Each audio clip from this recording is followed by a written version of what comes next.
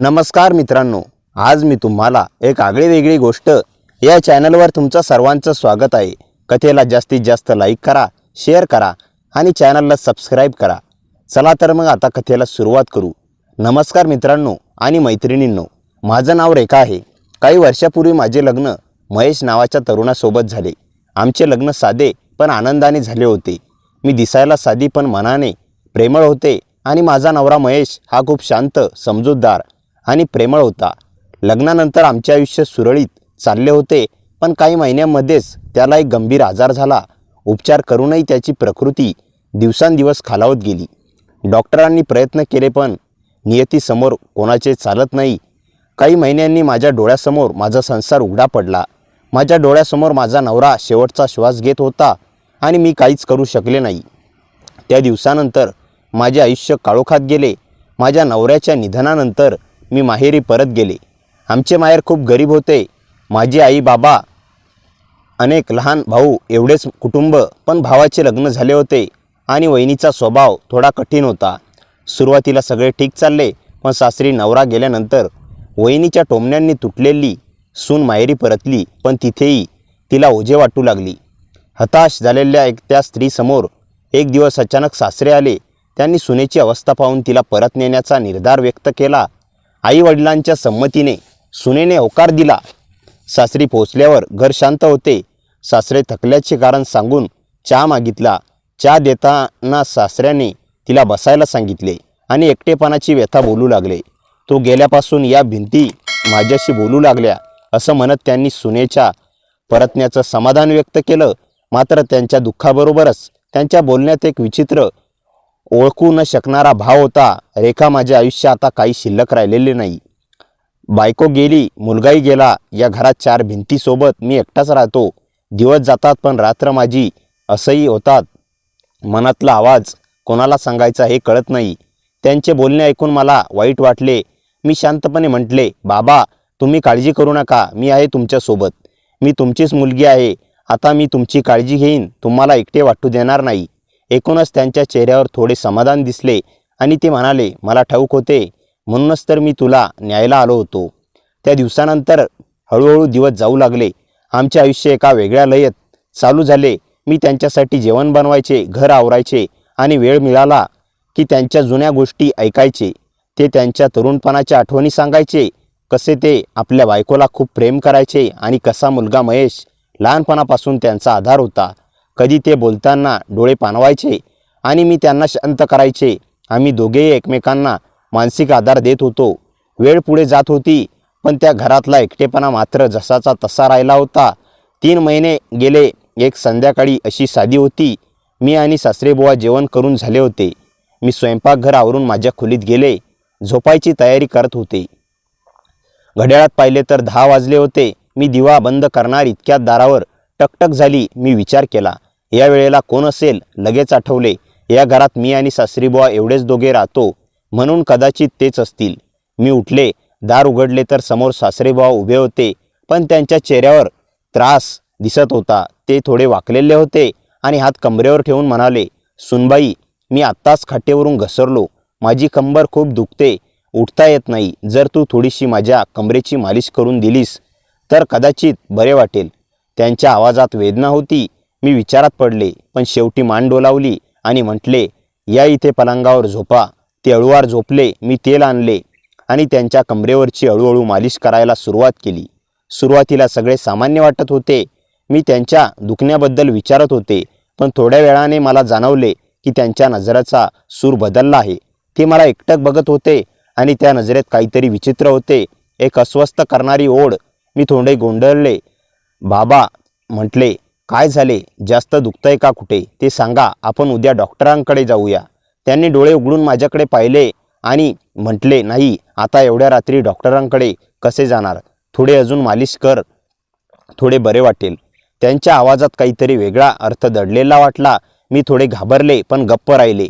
थोड्या वेळाने मी म्हटले, बाबा, बस करू का आता? उद्या पुन्हा करू। त्यांनी मान डोलावली आणि उठण्याचा प्रयत्न केला, पण थोडे डगमगले। ते म्हणाले, मला नीट चालता येत नाही। मी त्यांना झोपायला मदत केली। माझ्या काळजात धस झाले। मला कसे वाटले काहीतरी चुकीचे आहे। मी विचार केला आणि म्हटले, तुम्ही झोपा इथे, मी माझ्या खोलीत जाते. पण ते थांबत म्हणाले, बाळा, तू मला या अवस्थेत एकटी सोडून जाशील का? जर मला पुन्हा वेदना झाल्या, तुझी गरज पडली तर मी काय करू? त्यांच्या आवाजात दयाभाव आणि विनंती दोन्ही होती. मी काही क्षण शांत राहिले आणि म्हटले, ठीक आहे बाबा, मी इथेच बसते थोडा वेळ. आम्ही शांत होतो. अचानक थोडे उठले, माझ्याजवळ आले आणि म्हणाली, सुनबाई, मला तुझ्याशी काही बोलायचे आहे, पण जर तू माझे ऐकणार असशील तरच सांगतो. त्यांच्या या वाक्याने माझ्या अंगावर काटा आला. मी म्हटले, बोला बाबा, काय झाले ते? काही क्षण माझ्याकडे एकटक पाहत राहिले. त्यांच्या नजरेत आता स्पष्टपणे एक वेगळा भाव होता. जाणीवपूर्वक दडलेली इच्छा उघड झाली होती. ते हळू आवाजात म्हणाले, तू फार सुंदर दिसतेस. आजची रात्र मला एकटे वाटते. मला एकटे राहणे आता सहन होत नाही. माझी पत्नी गेल्यानंतर मी विचार केला होता की दुसरे लग्न करावे, पण मुलगा जिवंत असताना तो विचार सोडला. पण आता मला मनाला आधाराची गरज आहे. ते बोलत होते आणि माझ्या अंगात शिरशिरी उठली. त्यांच्या शब्दांनी माझे संपूर्ण शरीर सुन्न झाले. मला त्या क्षणी समजले, त्या घरातले नाते आधाराचे राहिले नव्हते. ते आता एका वेगळ्या दिशेला आवळत होते. त्या रात्री त्यांचे शब्द माझ्या कानात घुमत राहिले, रेखा, तुलाही कोणाचा तरी यादा हवा आहे आणि मलाही. तू सासरी परत आल्यापासून मला तू आवडायला लागली आहेस. मी तुझ्या प्रेमात वेडा झालो आहे. हे ऐकून माझी काळीस धडधडायला लागली. क्षणभर मला वाटले की मी चुकीचे ऐकले का, पण त्यांच्या डोळ्यातील भाव खरे होते. माझ्या अंगात थरथरीत झाली. मला काही बोलावेसे वाटत होते, पण आवाज गळ्यापाशी अडकल्यासारखा झाला. मी लगेच उठले आणि दुसऱ्या बाजूला जाऊन उभी राहिले, पण झोप मात्र डोळ्यापासून सून कोसो दूर होती. सगळीकडे अंधार पसरला होता आणि माझ्या मनात भीतीचे वादळ होते. सासरे बुवा खोलीत बसलेले होते आणि काही वेळाने शांतपणे म्हणाले, सुनबाई, मी काही चुकीचं बोललो असेल तर मला माफ कर, पण मी फक्त एवढेच म्हणत होतो की आपण दोघांनी लग्न करावे, एकत्र राहावे, आपल्या या नात्याला नवीन नाव देऊ. त्यांच्या शब्दांनी माझे मन सुन्न झाले. मी थोडा वेळ शांत राहिले आणि मग थरथरत्या आवाजात म्हणाले, सासरे बुवा, तुम्ही काय बोलत आहात ते समजते का तुम्हाला? तुम्ही माझ्या नवऱ्याचे वडील आहात. माझ्यासाठी तर वडिलांसारखेच आहात. मी तुम्हाला नेहमी त्या दृष्टीने पाहिले आहे. तुम्ही कसे काय असे विचारू शकता? ते ठाम आवाजात म्हणाले, माझा मुलगा आता नाही, जवळपास 1 वर्ष झाले. जर तो असता तर मी ही गोष्ट कधीच विचार केला नसता, पण आता आपण दोघे उरलो आहोत. दोघांच्याही एकटे दुःखात बुडले. तू तरुण आहेस, तुला आधार हवा आहे आणि मीही एकटा नाही. दोघांनी एकत्र जगावे असे वाटते. त्यांच्या तोंडून हे ऐकून माझ्या अंगावर काटा आला. मी म्हटले, हे शक्य नाही बाबा. तुम्ही काय म्हणता याचा विचार करा. हे समाज कधी मान्य करेल का? मी कसे काय असे नाते स्वीकारू? पण त्यांनी माझे ऐकले नाही. समाजाने माझे दुःख कधी विचारले का? ते म्हणाले, मला आता जगायचे आहे. एकटेपणा जगणे नाही सहन होत. त्यांचे शब्द माझ्या मनात घुमत राहिले. मी त्या रात्री झोपलेच नाही. डोळ्यातून अश्रू वाहत राहिले. मला माझे आयुष्य एका जाळ्यात अडकलेले वाटत होते. एका बाजूला सासरेबुवा, ज्यांच्या वागण्यात बदल जाणवत होता. कुठे जाऊ, कोणावर विश्वास ठेवू हेच कळत नव्हते.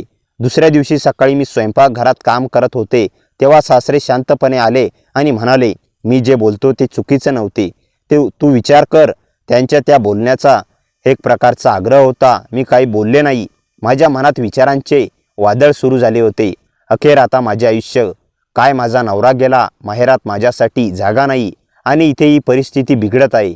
मला कोणाकडे जायचे? मी ठरवेल की या सगळ्यातून मला बाहेर पडायचे आहे.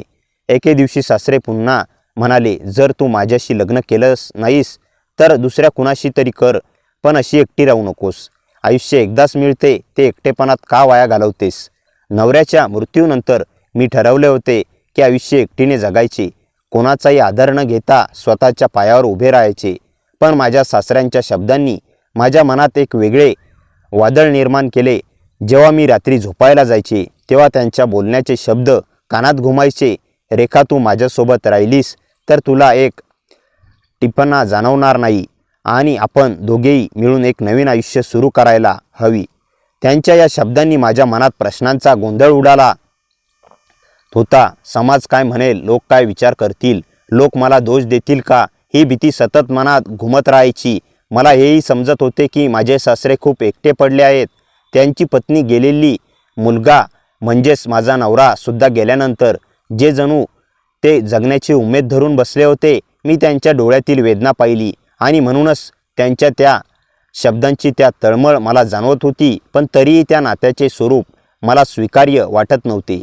मी अनेक दिवस विचार करत राहिले, हे नाते योग्य आहे का? समाजात मी या गोष्टीला तोंड देऊ शकते का? जर लोकांनी माझ्याबद्दल काही वेगळे बोलायला सुरुवात केली तर माझ्या आणि माझ्या आईबाबांचे काय होईल? माझ्या नवऱ्याचे काय नाव राहील? या प्रश्नाने मी दिवसां झोप गमावली. शेवटी एक रात्री मी ठरवले की मला स्पष्ट त्यांना बोलायचे आहे. त्या रात्री जेवण झाले होते, सगळे शांत होते. मी उठले आणि त्यांच्या खोलीकडे गेले. दारावर हलकी टकटक केली. काही वेळाने त्यांनी दार उघडले. मला पाहून ते थोडे आश्चर्यचकित झाले. मी त्यांच्या खोलीत गेले आणि खाटेवर बसले. त्यांच्या चेहऱ्यावर अपेक्षा भाव होता. मी गंभीर आवाजात म्हटले, सासरे बुवा, मला तुमच्याशी काही महत्त्वाचे बोलायचे आहे. ते शांतपणे माझ्याकडे पाहत होते. मी थोडी हिंमत गोळा करून म्हटले, तुम्ही त्या दिवशी मला ज्या गोष्टीबद्दल बोलताना त्यावर मी विचार केला आहे. मला माहिती आहे की तुम्ही एकटे पडला आहात आणि एकटेपणा किती भयंकर असतो ते मी स्वतः अनुभवलेलं आहे.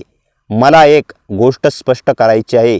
आपल्या दोघांचे नाते प्रेम आणि सन्मानाचे असावे. तुम्ही मला तुमच्या मुलीसारखा सन्मान द्या आणि मी तुम्हाला माझ्या वडिलांसारखा आधार देईल. आपल्या नात्यात समाजाचा मान राखला जावा ही माझी एकमेव अट आहे. माझे शब्द संपले.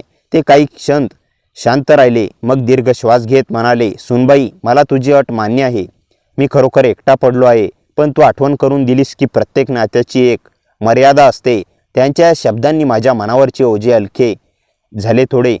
या रात्री मला पहिल्यांदाच मनाची शांती वाटली. दिवस जात राहिले आणि आमचे नाते आता खऱ्या अर्थाने आदर समजुतीचे बनले होते. मी त्यांची सेवा करू लागले. तेही माझा सन्मान राखत होते.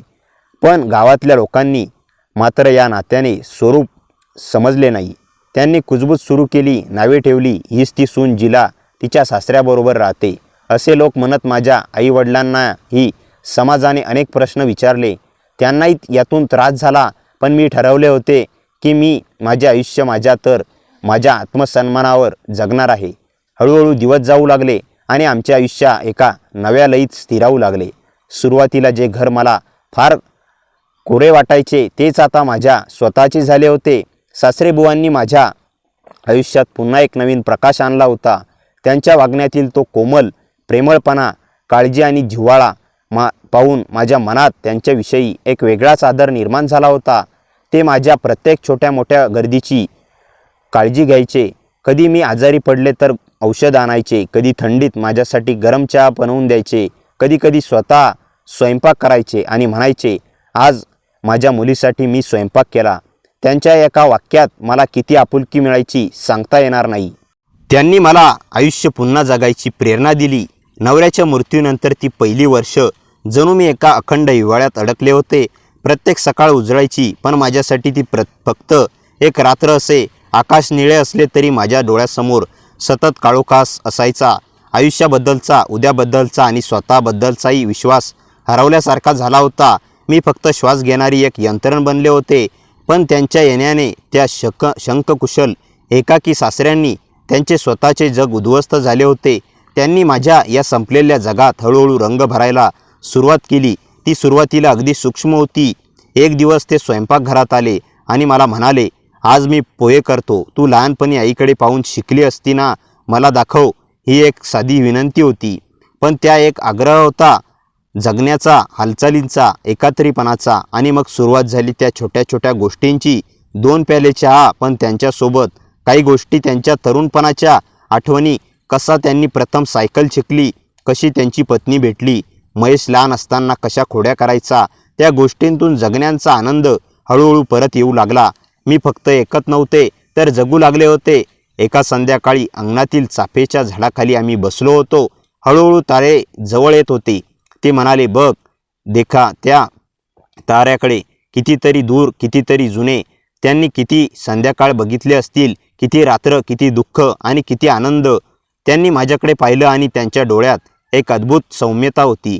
आपलं दुःख हे एवढं मोठं वाटतं, पण हे विश्व इतकं विशाल आहे की दुःख कायमचं नसतं रे. का ते ढगासारखं असतं. येतं छाया टाकत पण निघून जातं फक्त धैर्याने. त्यांच्याकडे पाहायचं असतं जसं आपलं आता या ताऱ्यांकडे पाहतोय. ते शब्द नव्हते तर मंत्र होते. माझ्या अंधारात त्यांनी एक दिवा लावला होता. आणि मग एक दिवस असे झाले की मी स्वतःहून हसले. ते काहीतरी चुटकुला सांगत होते आणि माझ्यापासून अचानक हास्य फुटले. तो क्षण नवनिर्णय होता. मी थबकले. इतक्या दिवसांनी हसणे म्हणजे नव्याने श्वास घेण्यासारखे होते. त्यांनी काही बोलले नाही, फक्त त्या मंद समाधानी हास्याने माझ्याकडे पाहिले. त्या नजरेला अभिमानाचे माझे हृदय भरून गेले. त्यांच्या सहवासात वेळ कसा जाईल ते कळायचे नाही. एक एक तास ताऱ्यांना भेटायला यायची, पण आमच्या गप्पा संपायच्या नाही. कधी कविता, कधी नक्षत्रांची नावे, कधी फुलांची भाषा. त्यांच्याकडे शिकवण्यासाठी असे कितीतरी काही होते. मी फक्त शिकत नव्हते तर पुन्हा जगत होते. एक रात्र अंगावर खुर्चीवर बसून आम्ही चंद्र पाहत होतो. हवेत चंदनाचा सुगंध होता. ते म्हणाले, जीवन या चंद्रासारखे आहे रेखा. त्यांचे अनेक टप्पे असतात. कधी पौर्णिमेचा तेजस्वी गोल तर कधी अमावस्येचा गंधा आधार. पण हे लक्षात ठेव, अंधारानंतर येते चांदणे. तू आता त्या चांदण्याच्या प्रकाशात चालली आहेस. त्याचा हात हळुवारपणे माझ्या डोक्यावरून फिरला. तो स्पर्श वडिलांचा नव्हता तर एका सख्या मित्राचा, गुरुचा आणि जीवनातील परत विश्वास निर्माण करणाऱ्या व्यक्तीचा होता. त्या दिवसापासून मी खरोखर चालू लागले. दुःख आणि आनंद यांच्यातील नाजूक संतुलन शिकले. त्यांनी मला दिलेल्या या नव्या दृष्टिकोनातून बघितले तर जग नवे नवे रंग दाखवू लागले. आमचे नाते हे केवळ आधारस्तंभाचे नव्हते तर दोन तुटलेल्या हृदयाचे एकमेकांसाठी बांधलेली एक सुंदर वस्तू होती, जिथे प्रत्येक वाटेवर विश्वास, आदर आणि एकमेकांबद्दलची कोमल काळजी कोरलेली होती. आणि या वस्तूवरूनच मी पुन्हा जन्मले, अधिक शक्तिशाली, अधिक संवेदनशील आणि आयुष्याबद्दलच्या एका नव्या सुंदर प्रेमालाही बहारले. माझ्या सासऱ्यांनी माझे प्रत्येक दुःख आपल्या प्रेमाने झाकून टाकले. ते मला नवीन कपडे द्यायचे, माझ्यासाठी छोट्या छोट्या वस्तू आणायचे. पण त्या सगळ्यांचे मूळ फक्त वस्तूंमध्ये नव्हते तर त्यामागच्या त्यांच्या काळजीत होते. ते म्हणायचे, तू आनंदी राहिली पाहिजेस कारण तुझे आयुष्य मला आयुष्य देते. त्यांच्या त्या वाक्याने माझे मन नेहमी भरून यायचे. त्यांचे ते शब्द माझ्या कानाला मधुर झेंडू ठरले. तू स्वतःच्या पायावर उभी राहिलीस आहेस, मला अभिमान आहे वाटतो. एवढ्या साध्या वाक्यात त्यांनी माझ्या संकटाचा, प्रत्येक तासाला, प्रत्येक अश्रूला, प्रत्येक धीराला, उतरलेल्या टोकाला मान्यता दिली होती. त्या क्षणी माझ्या डोळ्यासमोर सगळे आले. एकाकीपणाच्या त्या रात्री, माहेरच्या अपमानाने जळताना मन आणि या घरात प्रथम पदार्पण करतानाचा अनिश्चिताचा थंड वारा. आणि आता हे चार भिंती माझ्या शक्तीचा किल्ला झाल्या होत्या. त्यांच्या प्रोत्साहनाने मी जणू नव्याने जन्म घेतला होता. शिकवणे मागचा हात खरा करण्यासाठी त्यांनी शेजारच्या गावी राहणाऱ्या एका वृद्ध मास्तरांकडे मला नेले. रोज सकाळी ते सायकलवर मला शिकवणीला घेऊन जात आणि संध्याकाळी परत येईपर्यंत दाराच्या चौकटीत उभे राहून माझी वाट पाहत. त्या प्रतीक्षेतील काळजी आणि अपेक्षा माझ्यासाठी जगण्याचा नवा अर्थ होता. रेखा संस्थेत राहायला गेल्यावर तिच्या आयुष्यात प्रथमच एक शांत श्वास आला. पण शांतता कधीच कायम राहत नाही. तिने सेवा करताना अनेक लोकांना भेटले, पण एक व्यक्ती मात्र तिच्या मनात हळूहळू घर करू लागला. अर्जुन, संस्थेत स्वयंसेवक म्हणून येणारा, दिसायला साधा पण नजरेत एक विचित्र खोली असलेला. त्याच्या डोळ्यात रेखा जेव्हा पाहायची तेव्हा तिला एखाद्या खोल काळोखात लपलेली उजळ किरणाची रेख दिसायची. अर्जुन तिच्या बोलण्यातलं दुःख ओळखायचा. एखाद्या अनोळखी माणसाला इतकं कसं कळतंय हेच रेखाला आश्चर्य वाटायचं. एक दिवस दोघं कागदपत्र लावत होते तेव्हा अर्जुन शांतपणे म्हणाला, तू खूप काही सहन केलं आहेस, पण तू अजूनही कोसळलीस नाहीस. ते धैर्य फार कमी लोकांत असतं. रेखाचे हात क्षणभर थांबले. ती त्यांच्याकडे पाहिली. त्या नजरामध्ये काहीतरी होतं, जणू दोन्ही मनामध्ये न सांगितलेले शब्द एकमेकांना भिडत होते. त्या दिवसानंतर अर्जुन तिथे रेखा अनाहूतपणे त्याच्याकडे पाहू लागली. तिच्या मनातला एकाकीपणा हळूहळू हलका होत होता. पण हे सगळं इतकं सोपं नसतं. एके संध्याकाळी पावसाने शहर धुवून टाकलं होतं. विजेचा लखलखाट, गडगडाट आणि संस्थेच्या खोलीत रेखा एकटीच फाईल लावत होती. बाहेर पावसाचा आवाज वाढत गेला तसा तिच्या अंतर्मनातील भीती जागी होऊ लागली. सासऱ्यांच्या त्या शब्दांची सावली अचानक मनात आली आणि ती घाबरून मागे फिरली. त्या क्षणी हलक्या आवाजात दरवाजा उघडला. समोर अर्जुन उभा होता, ओला, थरथरता, पण चेहऱ्यावर एक गूढ शांतता. रेखा, तू ठीक आहेस ना? त्याचा आवाज खोल आणि काळजीने भरलेला होता. रेखा काही बोलणार इतक्यात वीज कडाडली आणि दिवे गेले. खोली पूर्ण काळोखात बुडाली. फक्त पावसाचा आवाज आणि दोघांचे श्वास. रेखाच्या मनात भीती आणि विश्वास दोन्हीचं अनोखं मिश्रण होतं. अर्जुनने आपल्याकडचं छोटं टॉर्च लावलं. मंद प्रकाशात त्याचा चेहरा स्वच्छ दिसत होता. त्या प्रकाशात रेखाला जाणवलं अर्जुनच्या डोळ्यामध्ये काहीतरी दडलेलं आहे, काहीतरी जे तो सांगू इच्छितो पण सांगू शकत नाही. तो हळू आवाजात म्हणाला, मी तुला एक गोष्ट सांगू शकतो का? पण कदाचित सांगितल्यावर तू मला वेगळ्या नजरेने पाहशील. रेखाच्या हृदयाची धडधड वाढली. काय गोष्ट? अर्जुन काही क्षण शांत राहिला, मग म्हणाला, तुझ्या आयुष्यात जितक्या अंधाऱ्या गोष्टी घडल्या त्यातील काही अंधार मी स्वतः पाहिलाय. रेखा चकित झाली. कसं? तू मला ओळखतही नव्हतास त्या काळात. अर्जुनची नजर पावसाच्या आवाजात हरवली. तुला वाटतं तसं नाही. मी तुझ्या गावात राहायचो, तुझ्या नवऱ्याच्या आजाराच्या दिवसात. मी एकदा औषध घेण्यासाठी त्याच्याच हॉस्पिटलमध्ये होतो. तेव्हा मी तुला पहिल्यांदा पाहिलं होतं. तुझ्या डोळ्यातलं दुःख ते आजही माझ्या लक्षात आहे. रेखाच्या अंगावर शहारे उठले. मग तू? अर्जुन हलक्या आवाजात म्हणाला, मी तुला विसरू शकलो नाही, पण तुला काही सांगण्याचं धाडसही झालं नाही. आणि मग एक दिवस मी ऐकलं की तुझ्या नवऱ्याचं निधन झालं. त्यानंतर तू गायब झालीस. त्या दिवसापासून मी तुला शोधत होतो. रेखा स्तब्ध. तिच्या अंगात रक्त गोठल्यासारखं झालं. पावसाचा आवाज आता अधिक भीषण वाटू लागला होत. म्हणजे तू मला शोधत होतास? अर्जुन मान खाली घालून म्हणाला, हो, कारण तुझं दुःख पाहिलं होतं आणि मला कधीच वाटलं नव्हतं की नियती तुला माझ्यासमोर पुन्हा उभं करेल. पण तुझ्या सासऱ्याचं वागणं मला आधीपासूनच माहीत होतं. रेखा दचकली. कसं? अर्जुनच्या नजरेत एक भयंकर गंभीरता आली. कारण तुझ्या नवऱ्याच्या मृत्यूनंतर ते गावात विचित्र गोष्टी करत होते. लोकांना वाटायचं ते वेडे झाले, पण मला ते वेडे नाहीत, धोकादायक वाटले. रेखाच्या हातातील फाईल खाली पडली. तिच्या छातीत भीतीचं थंड लहर उठली. म्हणजे ते माझा पाठलाग करत होते? अर्जुन हळू हसला. ते नाही, पण कोणीतरी करत होतं आणि कदाचित तुला माहीतही नाही. तो पुढे म्हणाला, जेव्हा तू संस्थेत आलीस तेव्हा तुझ्या खोलीबाहेर कोणीतरी बराच वेळ उभं राहत होतं. रेखा एक पाऊल मागे सरकली. मनात एक भीषण विचार घुसला. हा कोण? अर्जुनला हे कसं माहीत? आणि सर्वात मोठा प्रश्न, अर्जुन खरोखर तिला वाचवायला आला होता की हा स्वतःच त्या रहस्याचा भाग होता? पावसाचा कडाडणारा आवाज, अंधार आणि अर्जुनच्या नजरेतलं गूढ सगळं एकत्र येऊन रेखाला जाणवलं. रेखाचं हृदय इतक्या जोरात धडधडत होतं की जणू बाहेरच्या गडगडाटालाही हरवत होतं. टॉर्चचा मंद प्रकाश अर्जुनच्या चेहऱ्यावर थरथर पडत होता आणि त्याच्या नजरेत काहीतरी असं होतं जे आकर्षण आणि भीती दोन्ही निर्माण करत होतं. रेखा मागे सरकली तेव्हा अर्जुन एक पाऊल पुढे आला. घाबरू नकोस, तो म्हणाला, पण त्या आवाजात एक सावली होती जी रेखाने कधीच ऐकली नव्हती. माझ्याकडे तुझे काही उत्तर आहेत, पण काही प्रश्नही आहेत, ज्यांची उत्तरं फक्त तुझ्याकडेच आहेत. रेखाच्या मनात एक विचित्र कळ उठली. प्रश्न? हो, अर्जुन म्हणाला, तुझ्या नवऱ्याच्या मृत्यूपूर्वी त्याने कोणाला भेटलं होतं का? एखादी व्यक्ती जी तुला माहीत नसावी. रेखाची आठवण धुसर झाली. नवऱ्याच्या शेवटच्या दिवसांत तो फार बोलत नव्हता, पण एकदा त्याने तिला सांगितलं होतं, कोणावरही विश्वास ठेवू नकोस.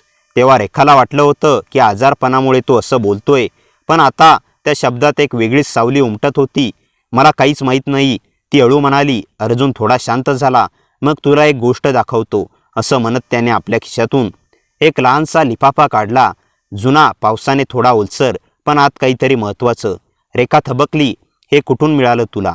अर्जुनने उत्तर न देता टॉर्च टेबलावर ठेवला आणि दोघांच्या मधल्या जागेत लिफाफा ठेवला. रेखा थरथरत ते उघडू लागली. आत एक फोटो होता, धुसर, थोडासा जुना. फोटोमध्ये तिचा नवरा उभा होता, पण त्याच्या बाजूला एक माणूस दिसत होता ज्याचा चेहरा फक्त अर्धवट प्रकाशात दिसत होता. चेहरा ती ओळखत नव्हती, पण त्याच्या डोळ्यातलं काहीतरी असं होतं की तिच्या पोटात भीतीचा थंड गोळा कोसळला. हा कोण आहे हेच मला जाणून घ्यायचं आहे, अर्जुन म्हणाला. आणि मला वाटतं तुझ्या सासऱ्यांनी याची माहिती असावी. कारण तो थोडा थांबला, नजरेतलं टाळत नसलेलं सत्य उघड करत. काल रात्री मी तुझ्या जुन्या घराजवळ गेलो होतो आणि तुझ्या सासऱ्यांनी कुणाशी तरी भांडताना मी पाहिलं. त्या माणसाचा आवाज आणि त्यांची आकृती, त्याने फोटो फिकट प्रकाशावर वर धरला याच्यासारखी होती. रेखाच्या गळ्यात शब्द अडकले. दीर्घकाळ दाबलेली भीती आता तिला श्वास घेऊ देत नव्हती. म्हणजे हे सगळं माझ्या नवऱ्याच्या मृत्यूपासूनच सुरू झालं होतं. अर्जुनने हळू मान डोलावली. रेखा, तुला माहीत आहे का, तुझ्या नवऱ्याच्या मृत्यूला अपघात म्हणतात, पण कागदावर लिहिलेलं आणि वास्तव हे दोन्ही नेहमी सारखं नसतं. रेखा जवळजवळ कुजबुजली. म्हणजे? अर्जुन एकदम तिच्या जवळ आला, इतक्या जवळ की त्याचा श्वास तिच्या गालाला जाणवत होता. त्या जवळकीने रेखाचं हृदय पुन्हा एकदा धडधडलं. पण यावेळी भीती आणि आकर्षण दोन्ही कारण होतं. म्हणजे तो खोल आवाजात म्हणाला, तुझा नवरा कदाचित नैसर्गिकरित्या गेलेलाच नाही. खोलीतील अंधार आता अधिक जड झाला. पावसाचा आवाजही अचानक मंद वाटू लागला. जणू जग थांबून या एका सत्याची वाट पाहत होतं. रेखा टॉर्चच्या प्रकाशात अर्जुनकडे पाहत राहिली आणि पहिल्यांदाच तिला जाणवलं, हा माणूस तिच्या आयुष्यात आला तो योगायोग नव्हता. कदाचित तो तिच्या भूतकाळाच्या अशा सावल्यांचा भाग होता ज्या तिला अजून समजायच्या बाकी होत्या. पण रेखा हलक्या आवाजात म्हणाली, तू मला का मदत करतोयस? मी तुझ्यासाठी कोण? अर्जुनच्या नजरेत काहीतरी तुटलं. काहीतरी जणू एखादं गुपित उघडं व्हायला आलं होतं. पण त्याने स्वतःला आवरलं. तू कोण आहेस हे तुला वेळ आल्यावर कळेल. त्याचा आवाज खोल झाला. आणि मी कोण आहे तेही. पण त्याच्या डोळ्यात त्या क्षणी जे दिसलं ते शब्दांपेक्षा जास्त जिवंत होतं. तीव्र ओढ, वेदना आणि एक अशी भावना ज्यांनी रेखाचं मन थरारून गेलं. तिच्या अंगावर शहारे उठले. कारण अर्जुन तिला वाचवायला आला होता की तिच्यापासून काही दडवायला? बाहेरचा पाऊस आता थांबला होता. पण रेखाच्या आयुष्यातलं वादळ मात्र आता सुरू झालं होतं. आणि या वादळात अर्जुन तिच्यासोबत उभा राहणार होता की तिच्या विरोधात हे अजून कोणालाच माहीत नव्हतं. रेखा अजूनही अर्जुनकडे पाहत होती. त्याच्या नजरेत एक अशी खोल होती जी आकर्षितही करत होती आणि घाबरवतही होती. दोघांमध्ये एक इतकाच तीव्र शांत क्षण पसरला की पावसाचा थेंबही तुटेल असं वाटत होतं. अर्जुनने टॉर्च बंद केला. खोली पुन्हा अंधारात बुडाली. फक्त खिडकीतून येणाऱ्या विजेंच्या चमकामध्ये त्यांच्या चेहऱ्यावर सावल्या नाचत होत्या. रेखाला अचानक जाणवलं, अर्जुन अंधारातही तिच्या अगदी जवळ आहे. इतका जवळ की त्यांच्या श्वासाचा उबदार तिच्या मानेला स्पर्श करत होता. भीती नेहमी तिच्यात वादळ तयार करत असे. पण अर्जुनच्या जवळकीत एक विचित्र शांतता होती. तो हळू आवाजात म्हणाला, रेखा, मला माहीत आहे तू काय सहन केलं आहेस. पण आता प्रश्न भूतकाळाचा नाही. कोणीतरी आजही तुला शोधतोय आणि मला तुला एकटी सोडायचं नाही. शब्द संपले पण त्यांच्या आवाजातील भावना संपल्या नव्हत्या. रेखाचं मन थरथरलं. कोण शोधतंय मला? तिच्या आवाजात कमकुवत होता पण आतून भीतीचा ज्वालामुखी उफाळत होता. अर्जुनने हात पुढे करून टेबलवर ठेवलेला फोटो पुन्हा उचलला. विजेचा लखलखाट झाला आणि त्या प्रकाशात त्याच्या डोळ्यातलं गडद रहस्य क्षणभर दिसलं. हा माणूस, तो फोटोवरील दुसर चेहऱ्याकडे बोट दाखवत म्हणाला, हा तुझ्याकडे येण्याच्या आधीपासून तुला ओळखतो आणि त्याने तुझ्या नवऱ्याला शेवटच्या काही दिवसात दोनदा भेटलं होतं. रेखा दचकली. मग तू मला आधी का नाही सांगितलं? अर्जुन काही बोलला नाही. त्या शांततेत रेखाने त्यांचं अंतर्मन ऐकल्यासारखं वाटलं. जणू तो काहीतरी दडवत होता, कदाचित स्वतःलाच सांगू न इच्छित असलेलं सत्य. मग तो अचानक म्हणाला, कारण मी खात्री नव्हती की तुला दुखावल्याशिवाय हे सांगता येईल. ती एक पाऊल पुढे आली. मला दुखावण्याची भीती तुला का वाटते? अर्जुनचा श्वास अडकला. त्याने नजर दूर केली. कारण तुझ्याबद्दल माझ्या मनात. तो थांबला. शब्द त्याच्या ओठापर्यंत आले पण तो बोलला नाही. आणि त्या न बोललेल्या शब्दांनीच रेखाचं हृदय जोरात धडधडलं. अचानक दारावर जोरात ठकठक झाली. दोघेही दचकले. आवाज अचानक थरकाप उडवणारा होता. अर्जुन तत्काळ पुढे सरसावला आणि हाताने रेखाला मागे धरलं. इथेच थांब, तो कुजबुजला. त्याच्या आवाजात संरक्षणाची तीव्रता होती. रेखाचा श्वास अडकला. कोण असेल एवढ्या रात्री? पुन्हा ठकठक, यावेळी जास्त जोरात. अर्जुनने खिशातून छोटा फोल्डिंग नाईफ काढला. तो कुठून आणला होता, का बाळगत होता, रेखाला माहीत नव्हतं. पण तिचं हृदय आता भीतीने धडधडू लागलं. अर्जुनने दाराकडे पाऊल टाकलं. पण दार उघडण्याआधीच बाहेरून एक ओळखीचा आवाज आला, कंपनारा, घाईतला, वेडसर. रेखा, दार उघड, मला माहिती आहे तू इथे आहेस. रेखाचं रक्त गोठलं. तो आवाज ती विसरू शकली नव्हती. तिच्या सासऱ्यांचा, तोच ज्याच्यापासून ती पळाली होती. तिचं शरीर थरथरलं. अर्जुनने शांतपणे तिच्याकडे पाहिलं. त्याच्या चेहऱ्यावर राग नव्हता पण धोकादायक स्थिरता होती. तू मागे राहा, तो हळू आवाजात म्हणाला. पण रेखाने त्याचा हात पकडला. पहिल्यांदा इतक्या जवळून तिच्या स्पर्शात विनवणी दोन्ही भय आणि दोन्ही होतं. अर्जुन, त्यांना आत येऊ देऊ नकोस. अर्जुनने तिचा हात हलकेच दाबला. त्या क्षणात दोघांमधलं काहीतरी बदललं. ते शब्दांत नव्हतं, फक्त भावनांच्या हलक्याशा कंपात होतं. बाहेरून पुन्हा टोका, यावेळी ओरड. रेखा, मला माहीत आहे त्या मुलाने तुला भडकवलंय. बाहेर ये. तुझ्या नवऱ्याच्या मृत्यूचं खरं कारण तुला सांगितलं पाहिजे. रेखाचा श्वास थांबला. तिच्या नवऱ्याच्या मृत्यूचं खरं कारण. अर्जुनने तिच्याकडे पाहिलं. त्याच्या डोळ्यात पहिल्यांदाच अस्वस्थता दिसली. जणू तो क्षण नव्हता ज्याची तो तयारी करून आला होता. दाराबाहेर शांतता पसरली. मग धीम्या थंड आवाजात तिच्या सासऱ्यांचा शब्द आला. रेखा, तो फोटो तुला मिळालाय, मला माहीत आहे, पण तुला वाटता मुलगा तुला खरं सांगेल की काहीतरी लपवेल? रेखाने हळूच अर्जुनकडे पाहिलं. अर्जुन मात्र स्तब्ध उभा होता. त्याच्या चेहऱ्यावर विजेचा फिकट प्रकाश पडत होता आणि त्याच्या डोळ्यात आता काहीतरी होतं. भीती नव्हे तर अपराधगंडासारखी वेदना. रेखाच्या अंगावर काटा आला, कारण ती प्रथमच विचार करू लागली. अर्जुनने जे सांगितलं तेच खोटं होतं की तिच्या सासऱ्यांनी जे म्हटलं तेच खरं होतं. दारावर पुन्हा एकदा ठकठक झाली, पण यावेळी ती कोमल, जवळजवळ असरी होती. रेखा, सत्य उघडलंच पाहिजे. आणि अर्जुन, तूही ते लपवू शकत नाहीस. रेखाच्या हृदयाची धडधड आता गोंधळात बदलली. अर्जुनचा श्वासोश्वास जलद झाला. त्याने रेखाचा हात सोडला. मग तो तिच्याकडे वळला, डोळ्यात एक अव्यक्त वेदना घेऊन. रेखा, मला तुझ्याशी एक गोष्ट सांगायची आहे आणि ती तुला धक्काच देईल. बाहेर शांतता, आत श्वास रोखलेले दोन जीव आणि रेखाच्या आयुष्याचं सर्वात मोठं सत्य आता उघड व्हायला जात होतं. रेखा त्या संस्थेत काम करत होती, पण तिच्या मनात अजूनही अंधाराचे काही तुकडे सळसळत होते. दिवस शांत जात, पण रात्री तिचं मन भटकत राहायचं. तिला सतत एक जाणवायचं, जणू कुणीतरी तिला दुरून पाहत आहे, तिच्या प्रत्येक हालचालींची खबर घेत आहे. सुरुवातीला तिने ते मनगडंत समजून दुर्लक्ष केले, पण एके रात्री तिला संस्थेच्या अंगणात एक सावली दिसली, उभी, स्थिर. तिच्याकडे पाहत ती पुढे येईल पर्यंत सावली गायब झाली. दुसऱ्या दिवशी सकाळी संस्था प्रमुख सरिताताई म्हणाल्या, रेखा, काल रात्री बाहेर कोण होते? सिक्युरिटीला कोण दिसले नाही, पण CCTVमध्ये एक काळा आकृती दिसला. रेखा दचकली. तिला कोणालाही सांगायचं नव्हतं, पण आता ती गोष्ट निभावणे अशक्य झालं होतं. जसं दिवस गेले तसं सावली जवळ येत गेली, पण तिचा आवाज नव्हता, चेहरा नव्हता, फक्त एखाद्या अपूर्ण आठवणींसारखा भासणारी उपस्थिती. एका संध्याकाळी कामानंतर रेखा नदी किनारी गेली.